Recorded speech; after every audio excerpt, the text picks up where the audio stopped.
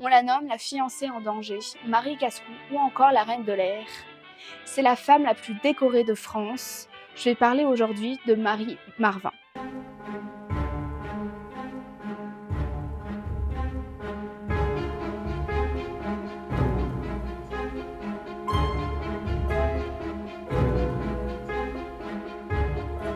Marie Marvin est née en 1875 à Aurillac, où est originaire son père, et sa mère est originaire de Metz, en Lorraine.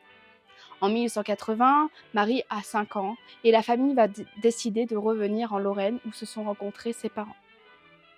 Son père va lui montrer de nombreux sports comme la natation, le cyclisme et plein d'autres. Et c'est là que va se dégager une grande passion pour le sport.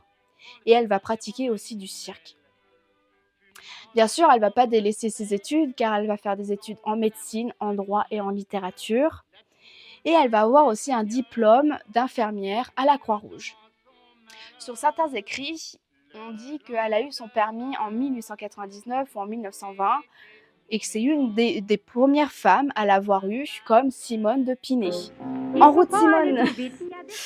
Alors aussi sur certains écrits, avant que je vous parle de tous ces exploits qu'elle a fait dans sa vie, elle aura besoin entre 4 à 5 heures de sommeil et elle ne veut pas avoir d'enfants.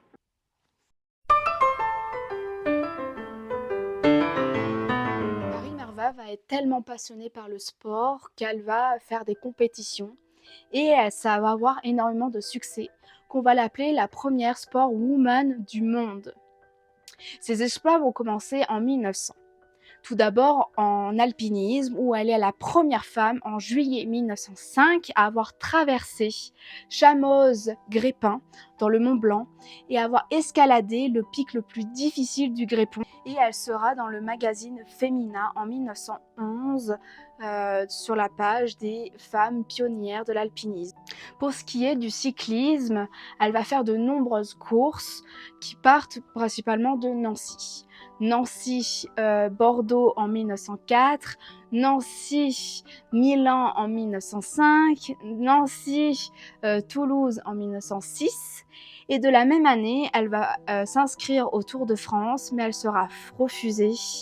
Et elle va quand même le faire, et elle va partir quelques minutes après les hommes, et elle va quand même réussir à finir la course. Comme vous le savez déjà, les pantalons sont interdits d'être portés par les femmes, surtout pendant les courses de vélo. Donc du coup, Marie Marvin va inventer la jupe culotte. Pour la natation, elle sera la première femme à avoir traversé Paris à la nage en 1906 et elle aura parcouru 12 km. Pour ce qui est pour les sports de montagne, entre 1908 et 1910, elle va remporter plus de 20 médailles d'or à Chamonix. Et les sports seront du ski, de la luge, du patinage artistique et plein d'autres. Et en 1910, elle aura aussi une médaille d'or de l'Académie de sport.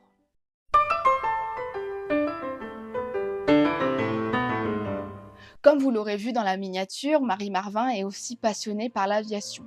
Elle va avoir tout d'abord son brevet de pilotage de ballon libre en 1901 et son premier grand vol en ballon sera en 1909 où elle va traverser la mer du Nord et la Manche avec son ballon l'Étoile filante.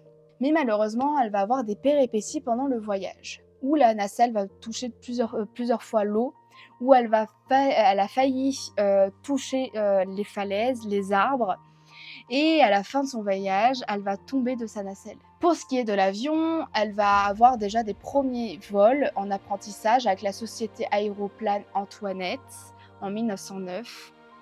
Et après, elle va avoir son brevet en 1910 et son numéro de pilote, c'est 281.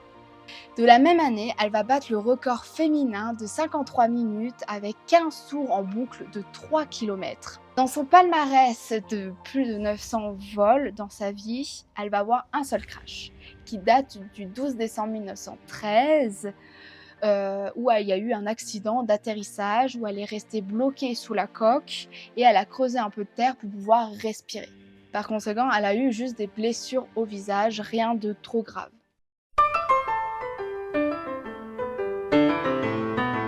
Bonjour, c'est pour déposer un brevet pour faire un avion ambulance Malheureusement, son projet va se stopper en 1910 par manque de financement. Mais elle va faire quand même des conférences pour pouvoir promouvoir son projet et trouver des finances.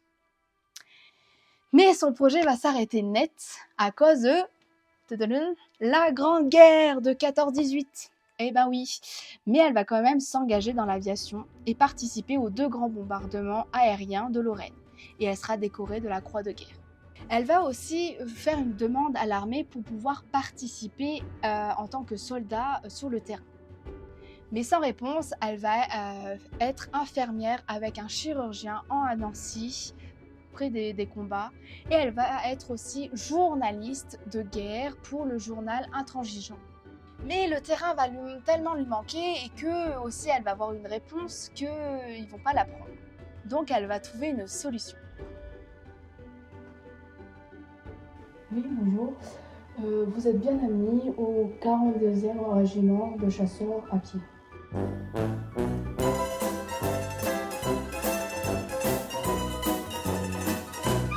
Au bout de 47 jours, elle va être démasquée et le maréchal Foch va l'amener au 3e régiment de chasseurs alpins en tant que secouriste à ski au front italien.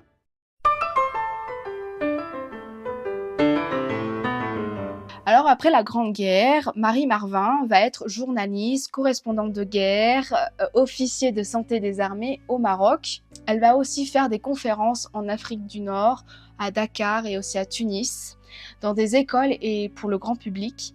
Et elle va aussi faire des démonstrations de vol pendant ses conférences. En 1909, elle va aussi créer le centre d'aviation sanitaire et c'est là que va apparaître l'avion ambulance.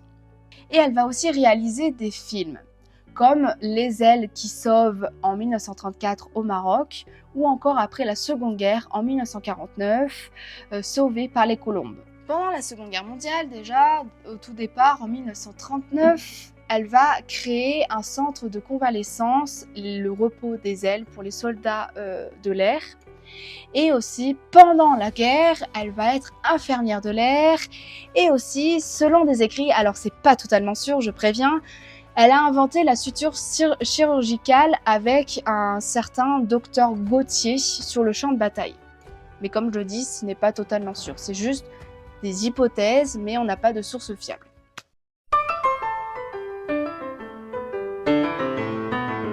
Et après la Seconde Guerre mondiale, Marie Marvin n'est toujours pas au bout de son ambition grande, que déjà en 1949, on va la médailler, on va lui donner la Légion d'honneur, plein, et que elle va encore faire des conférences, elle va être encore infirmière, et à sa retraite, elle n'aura pas de pension, malheureusement.